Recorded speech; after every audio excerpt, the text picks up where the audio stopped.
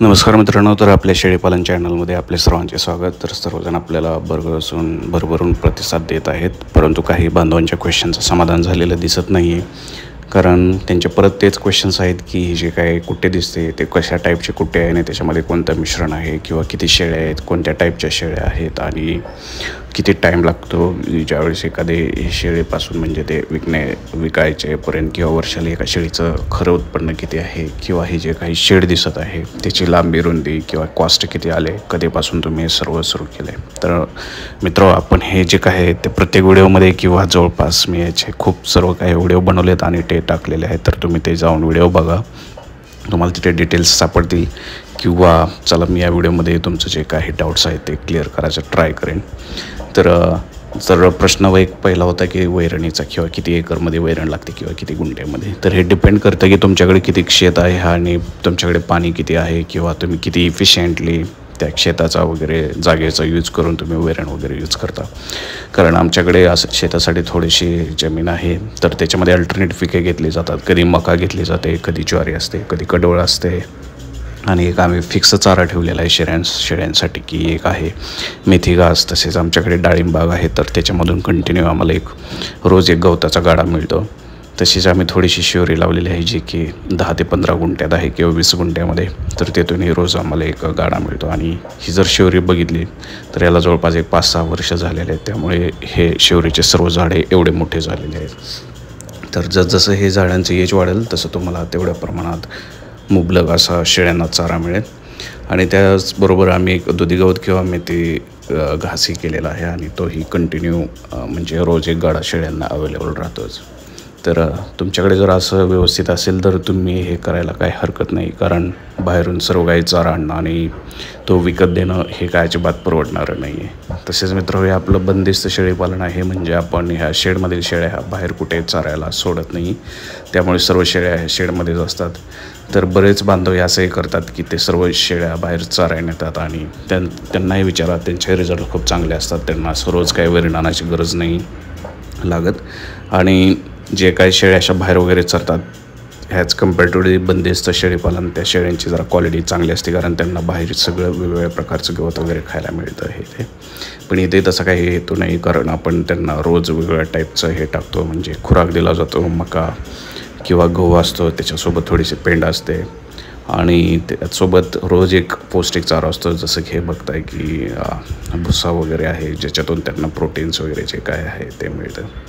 आणि मित्रांनो, नुसतं शेळ्यांना चारा देऊन चालत नाही, तर त्यांची स्वच्छता ठेवणं, वेगवेगळ्या टायमिंगला त्यांना औषधं वगैरे देणं, लसीकरण करणं किंवा त्यांच्या तब्येतीनुसार प्रॉब्लेम जाणून घेणं हे सर्वात महत्त्वाचं आहे. कारण एकदा आजार एका लिमिट बाहेर गेला तर ह्याच्यामध्ये शेळ्या मृत पावणाऱ्या शेळ्यांची ही संख्या खूप जास्त आहे.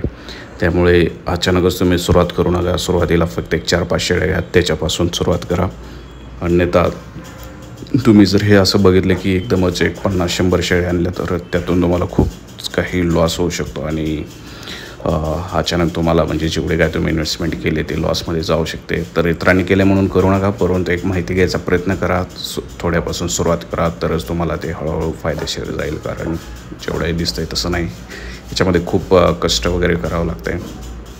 आणि तुम्ही थोडंसं एक बिटल शेळीपालनाकडे गेला, बिटल बोकडकडे, तर तुम्हाला एक रिझल्ट चांगले मिळतील. कारण बिटल बोकडचे जे काय रिझल्ट्स आहेत बाहेर डिमांड आहे आणि एका बोकडाची किंमत जवळपास 40-50-60 हजार इव्हन 1.5-2 लाखला पण एक बोकड विकले गेलेलं आहे.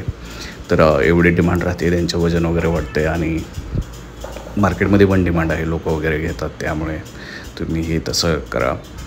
आणि शेडची आपण हे माहिती पण सांगितली की कसं हे वगैरे केलं आहे की 120 फूट लांबी आहे, 90 फूट रुंदी आहे आणि हा मेथीघास चारा वगैरे अशा प्रकारे शेतामध्ये लावा.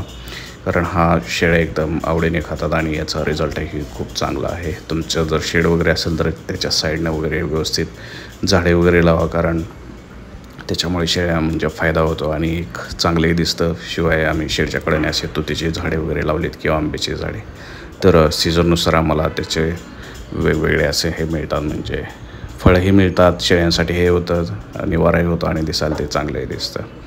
तर मित्र, हा मेथी घास आपला एका साईडनं मेथी घास काढेपर्यंत दुसऱ्या साईडनं हा मेथी घास येतो. त्यामुळे हे कंटिन्यू एक सायकल चालू राहते, कंटिन्यू एक चक्र चालू राहते. त्यामुळे याचं इथलं काही टेन्शन नाही आहे. तर आपण हे जो काय चारा वगैरे केला आहे त्याचा एक डिटेलमध्ये व्हिडिओ टाकलेला आहे. तर तुम्हाला तो आपल्या यूट्यूब चॅनल हा प्रोफाईलला इंस्टाग्राम पेजच्या प्रोफाईलला लिंक केलेला आहे, किंवा जर तुम्ही डिरेक्टली यूट्यूबला असाल तर तुम्ही एक असा व्हिडिओ सर्च करा किंवा ह्या चॅनलच्या पेजवर जावा. तिथे तुम्हाला एक डिटेल दिसेल की कसं बी आणले किंवा कसं नियोजन केलं, तर कुठून कसं लावलं होतं. तसेच मित्र, हे आपण एक सुकी कुटे केलेले आहे. तर असे हे तुम्हाला एकदम सुकी कुटे करून तुम्ही एका ह्याच्यामध्ये भरून ठेवू शकता.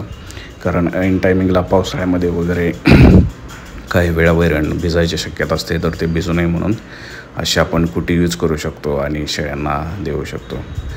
तर शेळ्यातल्या गव्हाणीची वगैरे साईज अशी असली पाहिजे सर्व, म्हणजे एकदम शेळ्यांची दाटणी होता कामा नये किंवा त्यांची खूप जास्त स्पेसही राहिला नाही पाहिजे. म्हणजे इकॉनॉमिकली सर्व काही व्यवस्थित झालं पाहिजे, जेणेकरून तुमच्या बजेटवरही जास्त लोड पडू नये किंवा तुम्हाला त्याचा हे पण जास्त होऊ नये. तर मी काही असे डेमोसाठी व्हिडिओ ठेवलेले आहेत. तुमचे काही तर शंका किंवा हे आणखी असतील तर इथे विचारत राहा आणि आपल्या चॅनलला शेअर, लाईक, सबस्क्राईब करत राहा. जे काय व्हिडिओ येतं ते बघत राहा, कारण नाहीतर तुम्ही काय होतं अचानक येता व्हिडिओ बघता आणि त्याच्यानंतर तुमचे क्वेश्चन्स येतात ज्याच्या रिलेटेड ऑलरेडी टाकलेले आहेत. तर हे जर या व्हिडिओमध्ये इतर बांधवांचे काही नवीन क्वेश्चन्स आले तर आपण घेऊयात आणि नेक्स्ट व्हिडिओमध्ये ते क्वेश्चन्सचा आन्सर द्यायचा प्रयत्न करूयात. तर बघूयात. थांबतो मी इथे आणि व्हिडिओला जास्तीत जास्त लोकांपर्यंत पोहोचवा. थँक्यू. आपलाच मित्र, आपला शेतकरी.